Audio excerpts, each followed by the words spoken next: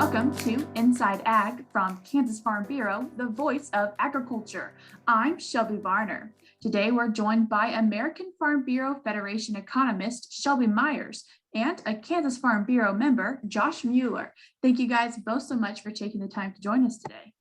Yeah, happy to be here. Josh, fuel prices are increasing substantially. They're not only impacting the people driving up and down the road every day, but they're impacting businesses and organizations. And specifically today, we're going to talk about how they're impacting agricultural operations. Can you share a little bit about what your operation is and then how the fuel prices have impacted you? So our operation here in central Kansas, basically our farm and ranch comprises of wheat production. We raise milo, corn, soybeans. We do raise some hay, and then the bulk of our operation has to do with cattle. We have a small cow herd. We do some custom backgrounding as well as our own. We feed cattle in commercial feed yards, and so we're heavily involved in the livestock industry, as well as I am a broker for farmers and ranchers. And we also own and operate El Dorado Livestock, which is the auction barn in El Dorado, Kansas. And as far as the fuel prices, I mean, yes, obviously, it's affecting everybody.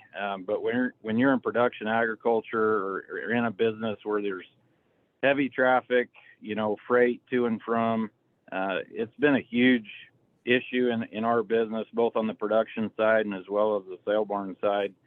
When you talk about fuel levels have nearly doubled, or basically have doubled. I actually looked today. This time last year, we were paying $2.45 for farm fuel, and today I think we're paying $4.61 at the pump. So virtually doubled in price in 1 year. You're involved in a lot of different aspects of agriculture. Have you had to go ahead and make adjustments to offset that increase in prices? Or if you haven't, what are your plans to? Well, it's definitely, in the past, we look at fuel as just a basic need for production and operation. And it's something that we always are looking at as far as trying to contract some out in the future, trying to decide what the price is going to do. Luckily, commodity prices have risen some in the last year or 18 months. And so that's offsetting some of the fuel charges. But honestly, when you talk about doubling the cost, it draws your mind closer to it, and it's something that we pay a little closer attention to. We're even more involved in contracting and want to protect those expenses. It's just become a bigger line item in our expense budget. What was that initial reaction when you saw the prices starting to rise? Oh no, here we go again. It was pretty drastic to start with, and then it just started creeping up. And then before you know it, like I said, we're double the cost. And so it really makes it challenging to sit here in the country and decide, well, is it going to go much higher, or is it going to pull back? When's a good time to contract some fuel? And so making those decisions is probably a little more agonizing than it has been in the past. But unfortunately, we don't really have a lot of options. I mean, it takes fuel to run tractors and run combines and run semis to haul cattle down the road.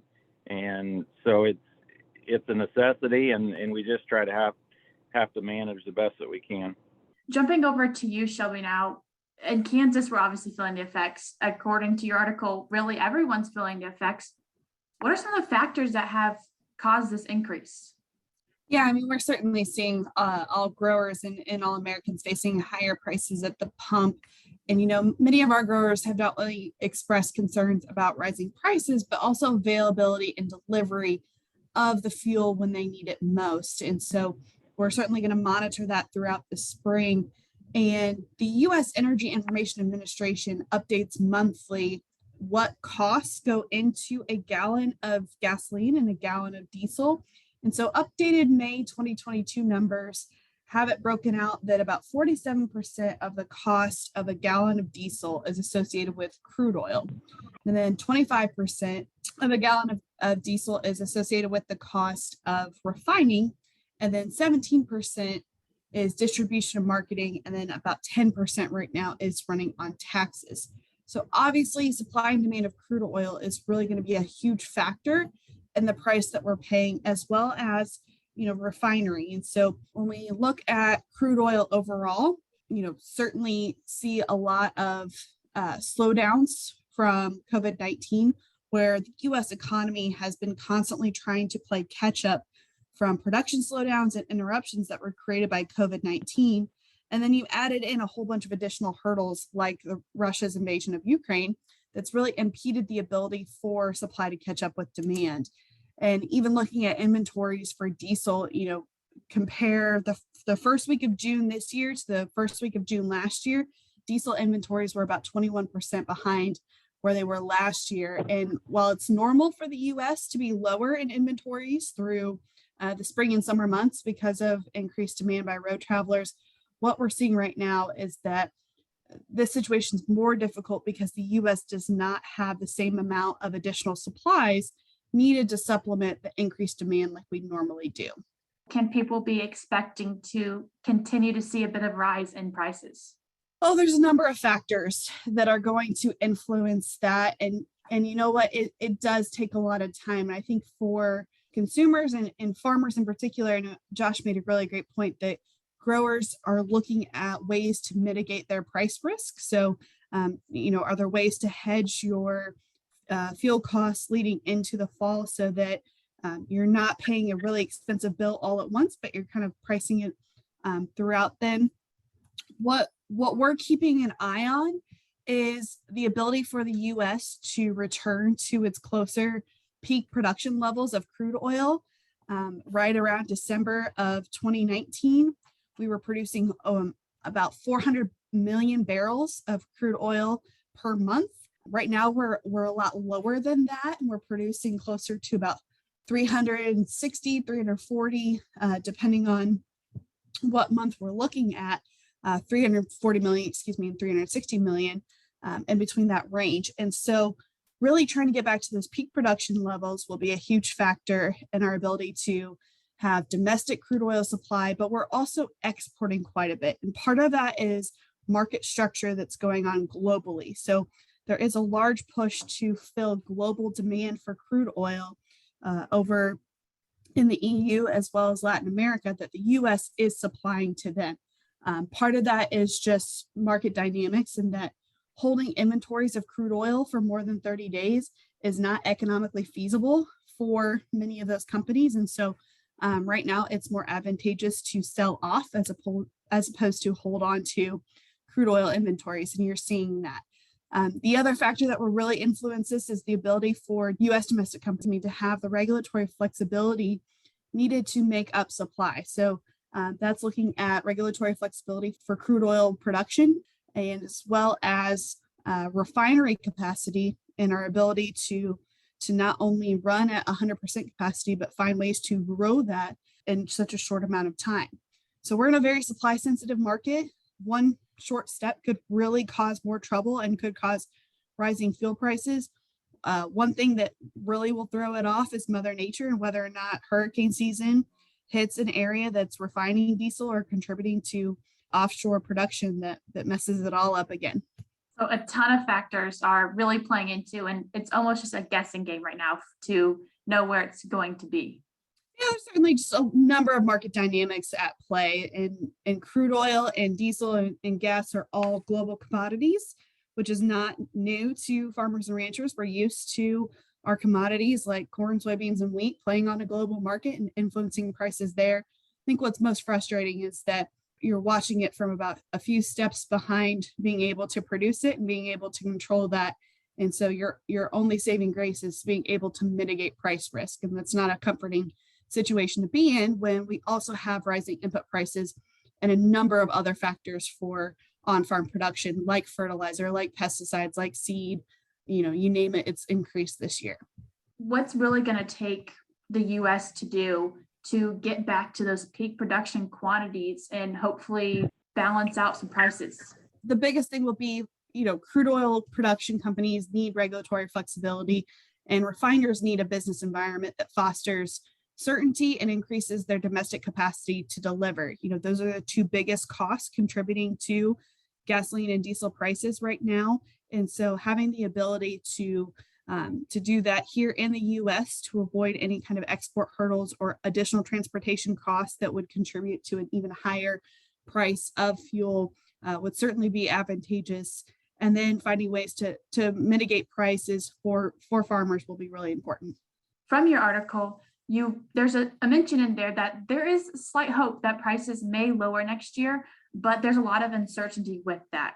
Do you have hope that they're really going to lower, or should we just hold on and prepare for higher prices continuing?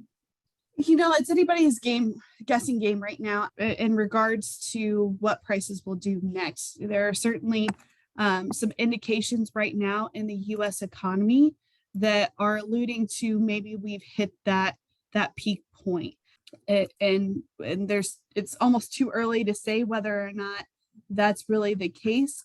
For diesel and gasoline in particular, we're still seeing rising prices. And so the actions that are taking place today are going to have a lag time. And, we do see for USDA estimates that USDA estimates that the cost of production in regards to that fuel line item is likely to go down next year ever so slightly. But these are still very early estimates. And I think the important thing to remember is we estimate a lot of things early on, and you just can't predict what's going to happen next.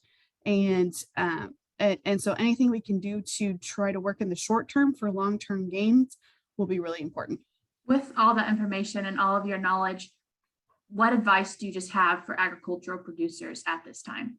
I don't love to give risk mitigation advice or anything like that. I'm not a marketer by any means, but one of the things that we've suggested for farmers and ranchers is looking at their risk to price increases and finding ways to reduce costs creatively.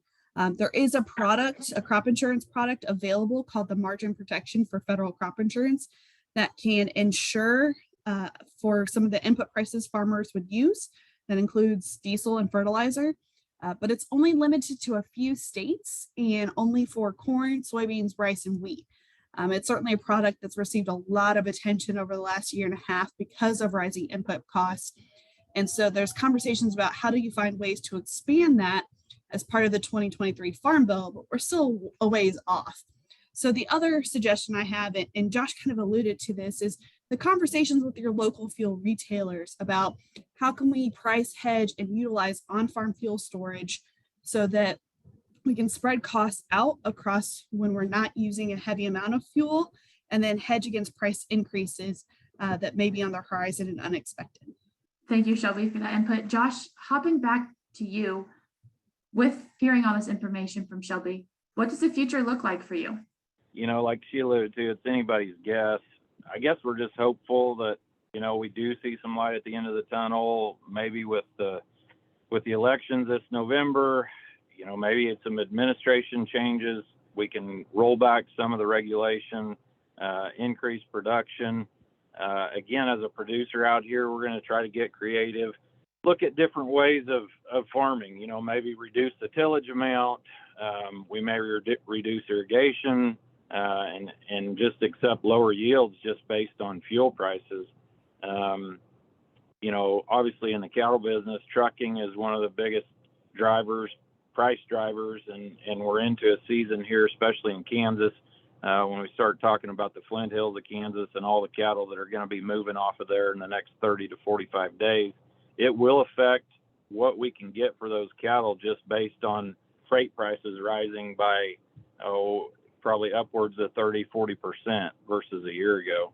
And so again, like I said, we're going to get creative. It's good to hear that maybe, I've heard some others mention that we might be at the height of this inflation cycle. That would be nice, but at the same time, we're probably not going to plan on that at this time. We're just, again, going to try to get creative, maybe mix up some different practices that we're using, and just pay attention a little closer, because like I said, we really don't have a lot of options as far as, switching over to a different energy source, or, it's a necessity of ours, and we want to manage it the best that we can. And it's just going to be a day-to-day factor. Absolutely. Thank you guys both so much for taking the time to hop on here and share your knowledge with us. Oh, thank you so much. It was a pleasure to be with y'all. You bet. Thanks for having us.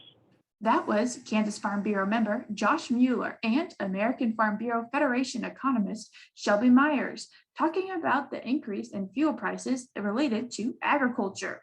If you would like to read more on this topic, you can go find Shelby's article at fb.org, and it's titled Rising Fuel Costs Continue to Impact Farmers. I'm Shelby Varner, and this has been Inside Ag from Kansas Farm Bureau, the voice of agriculture.